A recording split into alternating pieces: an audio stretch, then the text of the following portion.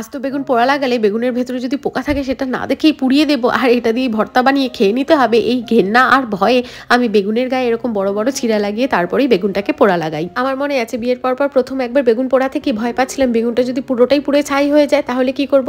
আচ্ছা, বেগুনটা ভালো করে পুড়িয়ে নিয়ে বেগুনের ছালটাকে কি করে ছাড়াবো। তবে এখন বুঝি যে কাজ করতে করতেই মানুষ সবকিছুই শিখে যায়। যাই হোক, কড়াইতে তেল গরম করে এখানে আমি জিরে আর সামান্য পরিমাণে সরষের দানা ফোড়নে দিচ্ছি। আজকে একটু এক্সপেরিমেন্ট করে বেগুন ভর্তাটা বানাবো। তার মধ্যে পেঁয়াজ, রসুন কুচি, আদা কুচি, কাঁচা লঙ্কা, এই যে দেখো মটরশুঁটি দিয়ে ভালো করে একটু কষিয়ে নেবো, কারণ মটরগুলো সেদ্ধ হতে বেশ খানিকটা সময় লাগে। পরিমাণ মতো নুন, হলুদ, শুকনো লঙ্কার গুঁড়ো, টমেটো দিয়ে আর একটুখানি পরিমাণে জিরে গুঁড়ো দিয়ে দেবো। তার মধ্যে দিয়ে দেবো সামান্য পরিমাণে গরম মশলা গুঁড়ো। সমস্ত মশলা ঢাকা চাপা দিয়ে ভালো করে কষিয়ে বেগুনটাকে দিয়ে ভালো করে নাড়িয়ে চাড়িয়ে ওপর থেকে ছড়িয়ে দেবো ধনেপাতা, কারণ ধনেপাতা ছাড়া বেগুন ভর্তা অসম্পূর্ণ। এবার আমার দুপুরের খাওয়া দাওয়ার পালা। সকাল থেকে ডায়েট করছি, এবার দুপুরের খাওয়াটা পেট ভরে মন ভরে তৃপ্তি করে করছি।